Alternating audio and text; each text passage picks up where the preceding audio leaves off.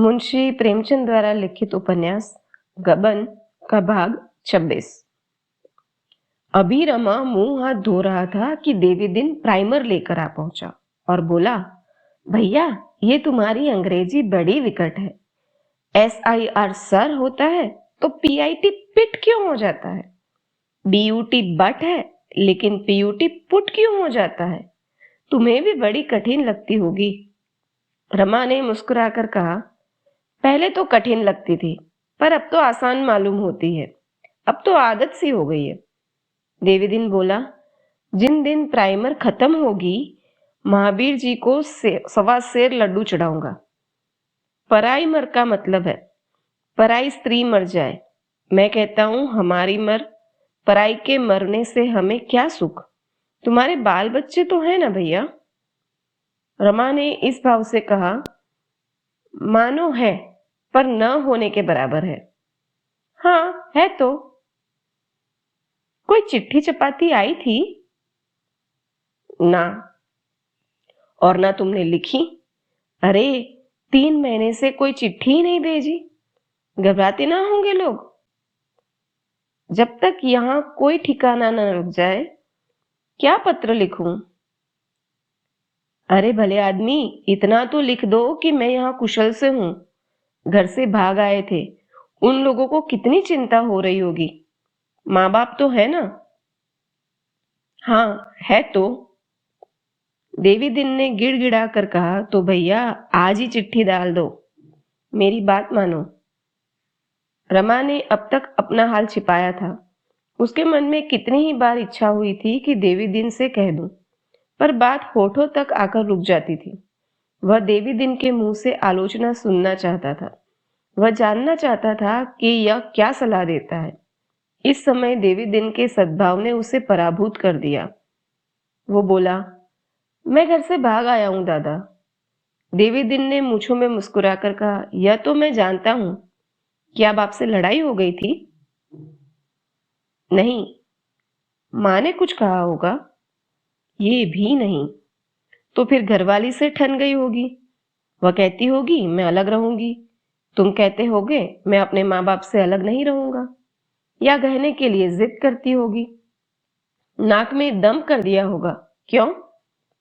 रमा ने लज्जित होकर कहा, कुछ ऐसी बात थी दादा। वह तो गहनों की बहुत इच्छुक नहीं थी, लेकिन पा जाती थी तो बहुत प्रसन्न हो जाती थी, और मैं प्रेम की तरंग में आगे पीछे कुछ नहीं सोचता था। देवीदिन के मुंह से मानो आप ही आप निकल गया। सरकारी रकम तो नहीं उड़ा दी? रमा को रोमांच हो आया, छाती धक से हो गई। वह सरकारी रकम की बात उससे छिपाना चाहता था। देवीदिन के इस प्रश्न ने मानो उस पर छापा मार दिया। वह कुशल सैनिक की भांति अपनी सेना को घाटियों से जासूसों की आंख बचाकर निकाल ले जाना चाहता था, पर इस छापे ने उसकी सेना को अस्त व्यस्त कर दिया। उसके चेहरे का रंग उड़ गया। वह एकाएक कुछ निश्चय न कर सका कि इसका क्या जवाब दूं। देवीदिन ने उसके मन का भाव भांप कर कहा, प्रेम बड़ा ही बेढब होता है भैया, बड़े बड़े चूक जाते हैं। तुम तो अभी लड़के हो। गबन के हजारों मुकदमे हर साल होते हैं। तहकीकात की जाए तो सबका कारण एक ही होगा, गहना। 10-20 वारदात तो मैं आंखों देख चुका हूं। ये रोग ही ऐसा है। औरत मुंह से तो यही कहे जाती है कि ये क्यों लाए, वो क्यों लाए, रुपए कहां से आएंगे, लेकिन उसका मन आनंद से नाचने लगता है। यही एक डाक बाबू रहते थे। बेचारे ने छुरी से गला काट लिया। एक दूसरे मियाँ साहब को मैं जानता हूं, जिनको 5 साल की सजा हो गई, जेल में ही मर गए। एक तीसरे पंडित जी को जानता हूं, जिन्होंने अफीम खाकर जान दे दी। बहुत बुरा रोग है। दूसरों को क्या कहूं, मैं ही 3 साल की सजा काट चुका हूं। जवानी की बात है, जब इस बुढ़िया पर जोबन था, ताकती थी तो मानो कलेजे पर तीर चला देती थी। मैं तो डाकिया था, मनी ऑर्डर तकसीम किया करता था। यह कानों के झुमकों के लिए जान खा रही थी। कहती थी सोने के ही लूंगी। इसका बाप चौधरी था, मेवे की दुकान थी। मिजाज बड़ा हुआ था। मुझ पर प्रेम का नशा छाया हुआ था। अपनी आमदनी की डिंगे मारता रहता था। कभी फूल के हार लाता, कभी मिठाई, कभी अत्तर फुलेल और कभी कुछ भी। जमाना अच्छा था, दुकानदारों से जो चीज मांग लेता मिल जाती थी। आखिर मैंने एक मनी ऑर्डर पर झूठे दस्तखत बनाकर रुपए उड़ा लिए। कुल 30 रुपए थे। झुमके लाकर इसे दिए। इतनी खुश हुई कि कुछ ना पूछो। लेकिन एक ही महीने में मेरी चोरी पकड़ी गई। 3 साल की सजा हो गई। सजा काट कर निकला तो यहां भाग आया। फिर कभी कभी भी घर नहीं गया। यह मुंह कैसे दिखाता? हाँ, घर पत्र भेज दिया। बुढ़िया खबर पाते ही चली आई। यह सब कुछ हुआ, मगर गहनों से उसका पेट नहीं भरा। जब देखो कुछ न कुछ बनता ही रहता है। एक चीज आई बनवाई, कल उसी को तुड़वा कर दूसरी चीज बनवाई। यही तार चला जाता है। एक सोनार मिल गया है, मजूरी में साफ भाजी लेता है। मेरी तो सलाह है, घर पर एक खत लिख दो, लेकिन पुलिस तो तुम्हारी टोह में होगी। कहीं पता मिल गया तो काम बिगड़ जाएगा। मैं ना किसी से एक खत लिखा कर भेज दूं? रमा ने आग्रहपूर्वक कहा। नहीं नहीं दादा, दया करो, अनर्थ हो जाएगा। पुलिस से ज्यादा तो मुझे घर वालों का भय है। देवी दिन ने कहा, घर वाले खबर पाते ही आ जाएंगे। यह चर्चा ही ना उठेगी। उनकी कोई चिंता नहीं, डर पुलिस का ही है। रमानाथ बोला, मैं सजा से बिल्कुल नहीं डरता। तुमसे कहा नहीं? एक दिन मुझे वाचनालय में जान पहचान की एक स्त्री दिखाई दी। हमारे घर बहुत आती जाती थी। मेरी स्त्री से उसकी बड़ी मित्रता थी। एक बड़े वकील की पत्नी है। उसे देखते ही मेरी नानी मर गई। ऐसा सिटा पिटा गया कि उसकी ओर ताकने की हिम्मत ही नहीं पड़ी। चुपके से उठकर पीछे के बरामदे में जा छिपा। अगर उस वक्त उससे 2-4 बातें कर लेता तो घर का सारा समाचार मालूम हो जाता। और मुझे यह विश्वास है कि वह इस मुलाकात की किसी से भी चर्चा नहीं करती, मेरी पत्नी से भी नहीं कहती। लेकिन मेरी हिम्मत ही नहीं पड़ी। अब अगर मिलना भी चाहूं तो नहीं मिल सकता। उसका पता ठिकाना कुछ भी तो मालूम नहीं। देवीदिन बोला, तो फिर उसी को क्यों नहीं एक चिट्ठी लिखते? रमानाथ ने कहा, चिट्ठी तो मुझसे नहीं लिखी जाएगी भैया। देवीदिन बोला, तो कब तक चिट्ठी नहीं लिखोगे? रमानाथ ने उसका जवाब दिया, देखा जाएगा। देवीदिन बोला, पुलिस तुम्हारी टोह में होगी। देवीदिन चिंता में डूब गया। रमा को भ्रम हुआ, शायद पुलिस का भय इसे चिंतित कर रहा है। वो बोला, हाँ, इसकी शंका मुझे हमेशा बनी रहती है। तुम देखते हो, मैं दिन को बहुत कम घर से निकलता हूं, लेकिन मैं तुम्हें अपने साथ नहीं घसीटना चाहता। मैं तो जाऊंगा ही, तुम्हें क्यों उलझन में डालूं? सोचता हूं कहीं और चला जाऊं, किसी ऐसे गांव में जाकर रहूं जहां पुलिस की गंध भी ना हो। देवी दिन ने गर्व से सिर उठाकर कहा, मेरे बारे में तुम कुछ चिंता ना करो भैया। यहाँ पुलिस से डरने वाले नहीं है। किसी परदेसी को अपने घर ठहराना पाप नहीं है। हमें क्या मालूम किसके पीछे पुलिस है? ये पुलिस का काम है, पुलिस जाने। मैं पुलिस का मुखबिर नहीं, जासूस नहीं, गोविंदा भी नहीं। तुम अपने को बचाए रहो, देखो भगवान क्या करते हैं। हाँ, कहीं बुढ़िया से ना कह देना, नहीं तो उसके पेट में पानी नहीं पचेगा। वो सबको बता देगी। दोनों एक क्षण चुपचाप बैठे रहे। दोनों इस प्रसंग को इस समय बंद कर देना चाहते थे। सहसा देवी दिन ने कहा, क्यों भैया, कहो तो मैं तुम्हारे घर चला जाऊं? किसी को कानो कान खबर नहीं होगी। मैं इधर उधर से सारा ब्यौरा पूछ आऊंगा। तुम्हारे पिता से भी मिलूंगा, तुम्हारी माता को समझाऊंगा, तुम्हारी घरवाली से बातचीत करूंगा। फिर जैसा उचित जान पड़े वैसा करना। रमा ने मन ही मन प्रसन्न होकर कहा, लेकिन कैसे पूछोगे दादा? लोग कहेंगे ना कि तुमसे इन बातों से क्या मतलब। देवी दिन ने ठट्ठा मारकर कहा, भैया, इससे सहज तो कोई काम ही नहीं। एक जनेऊ गले में डाला और ब्राह्मण बन गए। फिर चाहे हाथ देखो, चाहे कुंडली बाँचो, चाहे सगुन विचारो, सब कुछ कर सकते हो। बुढ़िया भिक्षा लेकर आएगी, उसे देखते ही कहूंगा, माता तेरे तो पुत्र के परदेश जाने का बड़ा कष्ट है, क्या तेरा कोई पुत्र विदेश गया है? इतना सुनते ही घर भर के लोग आ जाएंगे। वो भी आएगी, उसका हाथ देखूंगा। इन बातों में मैं पक्का हूं भैया, तुम निश्चिंत रहो। कुछ कमा लाऊंगा, देख लेना। माघ मेला भी होगा, स्नान करता आऊंगा। रमा की आंखें मनोल्लास से चमक उठी। उसका मन मधुर कल्पनाओं से संसार में जा पहुंचा। जालपा उसी वक्त रतन के पास दौड़ी जाएगी। दोनों भांति भांति के प्रश्न करेगी। क्यों बाबा, वो कहाँ गए हैं? अच्छी तरह है ना? कब तक घर आएंगे? कभी बाल बच्चों की सुधि आती है उनको? वहां किसी कामिनी के माया जाल में तो नहीं फंस गए?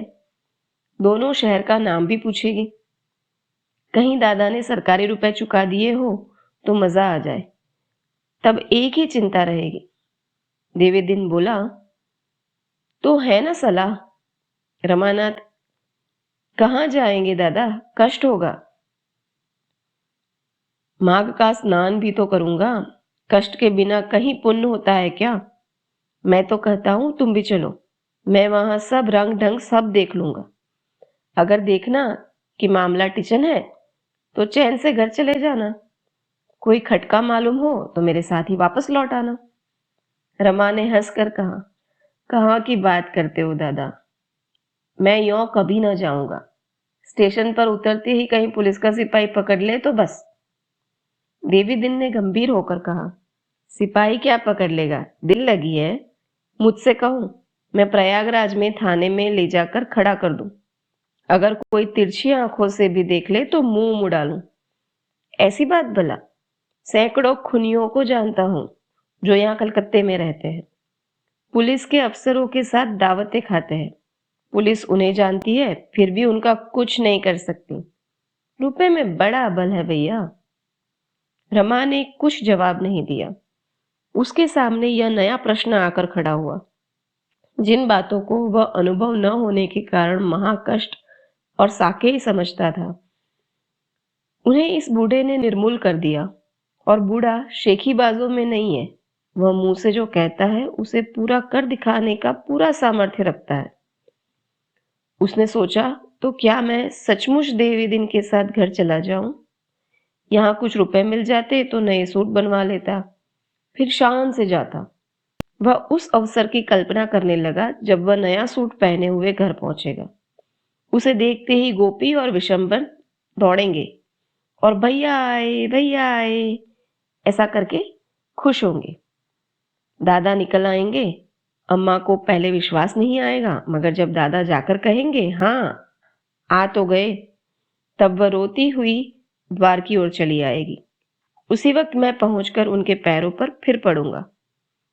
जालपा वहां नहीं आएगी, वह मान किए बैठी रहेगी। रमा ने मन ही मन वह वाक्य भी सोच लिया जो वह जालपा को मनाने के लिए कहेगा। शायद रुपए की चर्चा ही नहीं आएगी।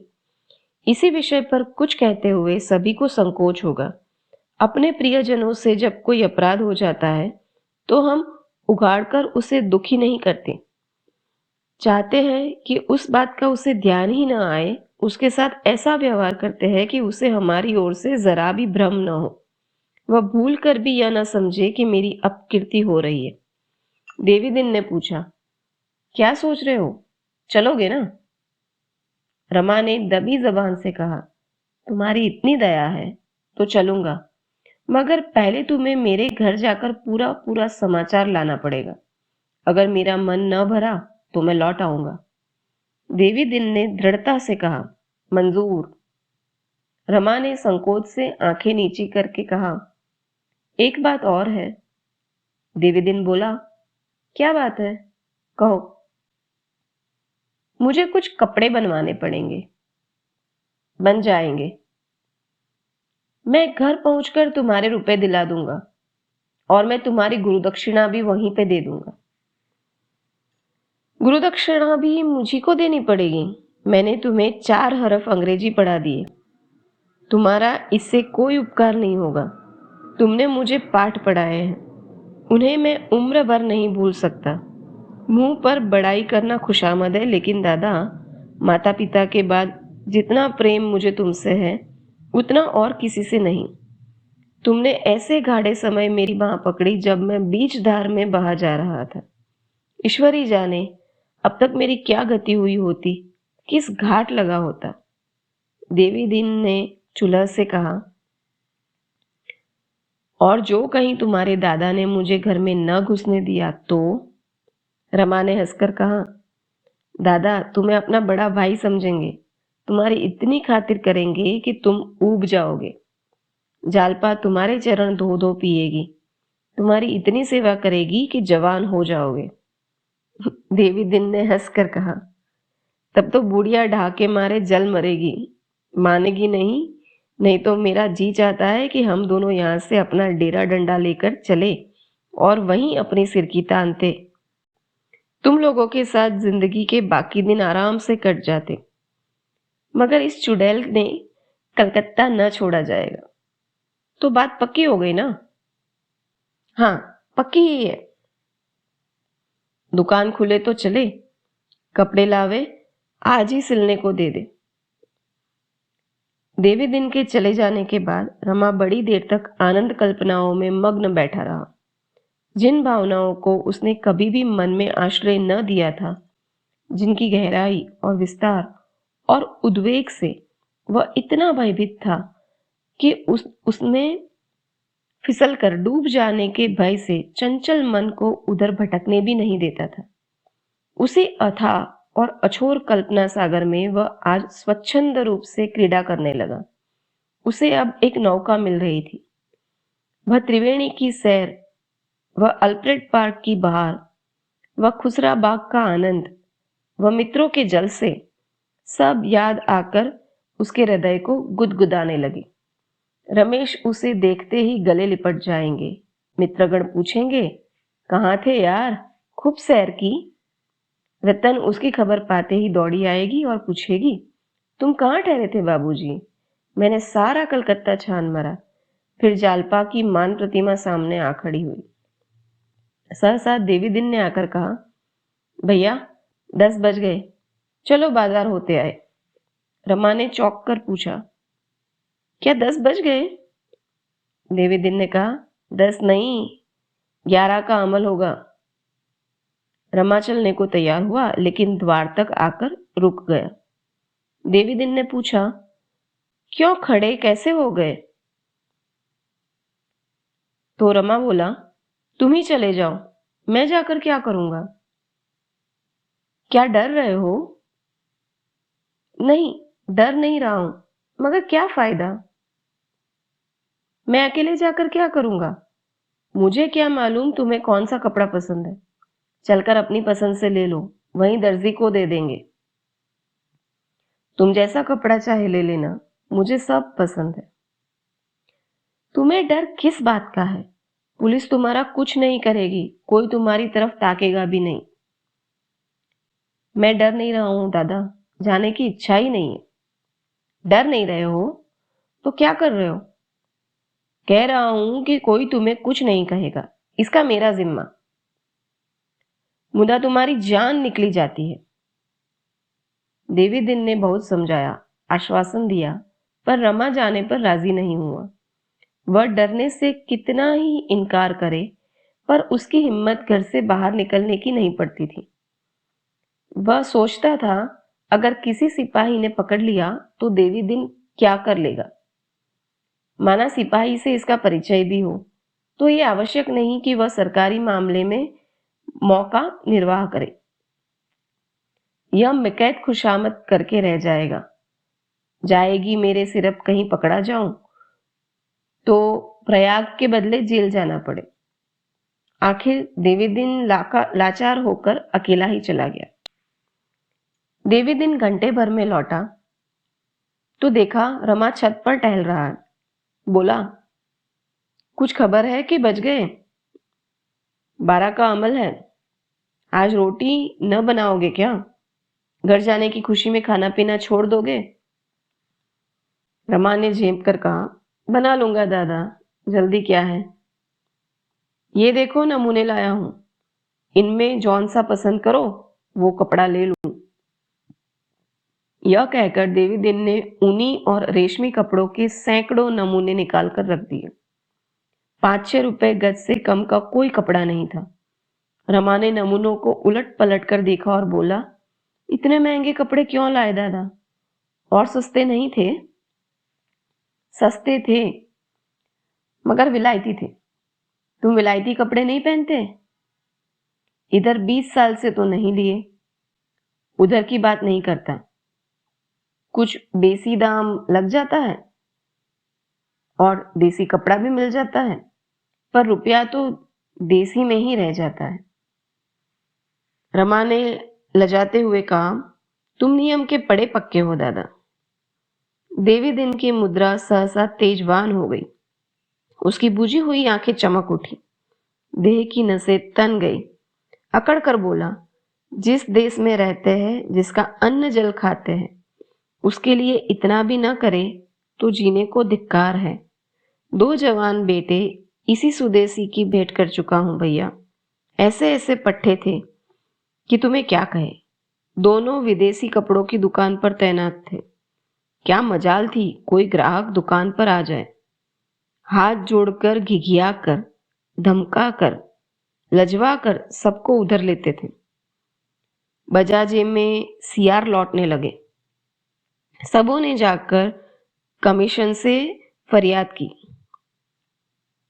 सुनकर आग हो गया।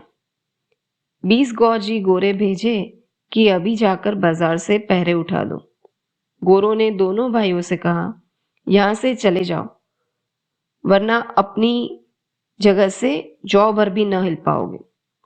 भीड़ लग गई। गोरे उन पर घोड़े चला जाते थे, पर दोनों चट्टान की तरह डटे खड़े थे। आखिर जब इस तरह कुछ बस न चला तो सबों ने डंडों से पीटना शुरू किया। दोनों वीर डंडे खाते थे, पर जगह से नहीं हिलते थे। जब बड़ा भाई फिर पड़ा तो छोटा उसकी जगह पर आ खड़ा हुआ। अगर दोनों अपने डंडे संभाल लेते तो भैया उन 20 को मारकर भागते, लेकिन हाथ उठाना तो बड़ी बात है, सिर तक न उठाया। अंत में छोटा भी वहीं फिर पड़ा। दोनों को लोगों ने उठाकर अस्पताल भेजा। उसी रात को दोनों सिधार गए। तुम्हारे चरण छूकर कहता हूं भैया, उस वक्त ऐसा जान पड़ता था कि मेरी छाती गज भर की हो गई है। पांव जमीन पर न पड़ते थे। यही उमंग आती थी कि भगवान ने औरों को पहले न उठा लिया होता तो इस समय उन्हें भी भेज देता। जब अर्थी चली है तो 1 लाख आदमी साथ थे। बेटों को गंगा में सौंपकर मैं सीधे बजाजे पहुंचा और उसी जगह खड़ा हुआ जहां दोनों वीरों की लाश गिरी थी। ग्राहक के नाम चिड़िए का पूत तक न दिखाई दिया। 8 दिन वहां से हिला तक नहीं। बस भोर के समय आधा घंटा के लिए घर आता था और नहा धोकर कुछ जलपान करके चला जाता था। 9वें दिन दुकानदारों ने कसम खाई कि विलायती कपड़े अब नहीं मंगवाएंगे। तब पहरे उठा लिए गए। तब से विदेशी दिया सलाई तक घर में नहीं लाया। रमा ने सच्चे दिल से कहा, दादा तुम सच्चे वीर हो और वे दोनों लड़के भी सच्चे योद्धा थे। तुम्हारे दर्शनों से आंखें पवित्र होती हैं। देवी दिन ने इस भाव से देखा मानो इस बड़ाई को वह बिल्कुल अतिशयोक्ति नहीं समझता। शहीदों की शान से बोला, इन बड़े बड़े आदमियों के लिए कुछ नहीं होगा, इन्हें बस रोना आता है। छोकरियों की भांति बिसुरने के सिवा इनसे और कुछ नहीं हो सकता। बड़े बड़े देशभक्तों को बिना विलायती शराब के चैन नहीं आता। उनके घर में जाकर देखो तो एक भी देसी चीज नहीं मिलेगी। दिखाने को 10-20 कुर्ते गाड़े के बनवा लिए, घर का और सब सामान विलायती है। सबके सब भोग विलास में अंधे हो रहे हैं, छोटे भी और बड़े भी। उस पर दावा यह है कि देश का उद्धार करेंगे। अरे तुम क्या देश का उद्धार करोगे? पहले अपना उद्धार तो कर लो। गरीबों को लूटकर विलायत का घर भरना तुम्हारा काम है, इसलिए तुम्हारा इस देश में जन्म हुआ है। हाँ, रोए जाओ, विलायती शराबें उड़ाओ, विलायती मोटरें दौड़ाओ, विलायती मुरब्बे और अचार चखो, विलायती बर्तनों में खाओ, विलायती दवाइयां पियो, पर देश के नाम को रोए जाओ। मगर इस रोने से क्या होगा? रोने से मां दूध पिलाती है, शेर अपना शिकार नहीं छोड़ता। रो उसके सामने, जिसमें दया और धर्म हो। तुम धमका कर ही क्या कर लोगे? जिस धमकी में कुछ दम नहीं है, उस धमकी की परवाह कौन कर सकता है? इस बार यहां एक बड़ा भारी जलसा हुआ। एक साहब बहादुर खड़े होकर खूब उछले। जब वह नीचे आए, तब मैंने उनसे पूछा, साहब सच बताओ, जब तुम सुराज का नाम लेते हो और स्वराज की बातें करते हो, तो उसका कौन सा रूप तुम्हारी आंखों के सामने आता है? तुम भी बड़ी बड़ी तलब लोगे, तुम भी अंग्रेजों की तरह बंगलों में रहोगे, पहाड़ों की हवा खाओगे, अंग्रेजी ठाठ बनाए घूमोगे। इस स्वराज के देश का क्या कल्याण होगा? तुम्हारी और तुम्हारे भाई बंधु की जिंदगी भले आराम और ठाठ से गुजरे, पर देश का तो कोई भला नहीं होगा। बस बंगले झांकने लगे। तुम दिन में 5 बेर खाना खाते हो, और वो भी बढ़िया माल। गरीब किसान को एक जून सूखा चबेना भी नहीं मिलता। उसी का रक्त चूसकर तो सरकार तुम्हें ऊपरे देती है। तुम्हारा ध्यान कभी उनकी ओर जाता है? अभी तुम्हारा राज नहीं है, तब तो तुम भोग विलास पर इतना मरते हो। जब तुम्हारा राज हो जाएगा, तब तो तुम गरीबों को पीस कर पी जाओगे। रमा भद्र समाज पर यह आक्षेप न सुन सका। आखिर वह भी तो भद्र समाज का ही एक अंग था।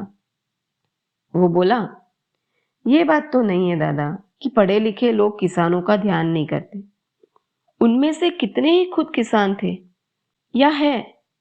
उन्हें अगर विश्वास हो जाए कि हमारे कष्ट उठाने से किसानों का कोई उपकार होगा, तो जो बचत होगी वह किसानों के लिए खर्च की जाएगी, तो वह खुशी से कम वेतन पर काम करेंगे। लेकिन जब वह देखते हैं कि बचत दूसरे हड़प जाते हैं, तो वह सोचते हैं अगर दूसरों को ही खाना है तो हम क्यों ना खाएं। देवी दिन बोला, तो स्वराज मिलने पर 10-10, 5-5 हजार के अफसर नहीं रहेंगे, वकीलों की लूट नहीं रहेगी, पुलिस की लूट बंद हो जाएगी। एक क्षण के लिए रमा सिटपिटा गया। इस विषय में उसने खुद कभी विचार नहीं किया था, मगर तुरंत ही उसे जवाब सूझ गया। वो बोला, दादा, तब तो सभी काम बहुमत से होगा। अगर बहुमत कहेगा कि कर्मचारियों के वेतन घटा दिए जाए, तो घट जाएंगे। देहातों के संगठनों के लिए भी बहुमत जितने रुपए मांगेगा मिल जाएंगे। कुंजी बहुमत के हाथ में रहेगी, और अभी 10-5 बरस चाहे न हो, लेकिन आगे चलकर बहुमत किसानों और मजदूरों का ही होगा। देवीदिन ने मुस्कुराकर कहा, भैया, तुम भी इन बातों को समझते हो, यही मैंने भी सोचा था। भगवान करे कुछ दिन और जीऊं। मेरा पहला सवाल यही होगा कि विलायती चीजों पर दुगुना महसूल लगाया जाए और मोटरों पर चौगुना। अच्छा, अब भोजन बनाओ। सांझ को चलकर कपड़े दर्जी को दे देंगे, मैं भी जब तक खा लूं। शाम को देवीदिन ने आकर कहा, चलो भैया, अब तो अंधेरा हो गया, कपड़े सिला के आते हैं। रमा सिर पर हाथ धरे बैठा हुआ था, मुख पर उदासी छाई हुई थी। वो बोला, दादा, मैं घर नहीं जाऊंगा। देवीदिन ने चकित होकर पूछा, क्यों, क्या बात हुई? अब क्या हो गया? रमा की आंखें सजल हो गई। वो बोला, कौन सा मुंह लेकर जाऊं दादा, मुझे तो डूब मरना चाहिए। यह कहते कहते वह खुलकर रो पड़ा। वह वेदना जो अब तक मूर्छित पड़ी थी, शीतल जल के यह छींटे पाकर सचेत हो गई, और उसके क्रंदन से रमा के सारे अस्तित्व को जैसे छेद डाला। इस क्रंदन के भय से वह उसे छेड़ता नहीं था, उसे सचेत करने की चेष्टा नहीं करता था। संयत विस्मृति से उसे अचेत ही रखना चाहता था, मानो कोई दुखिनी माता अपने बालक को इसलिए जगाते डरती हो कि वह तुरंत खाने को मांगने लगेगा।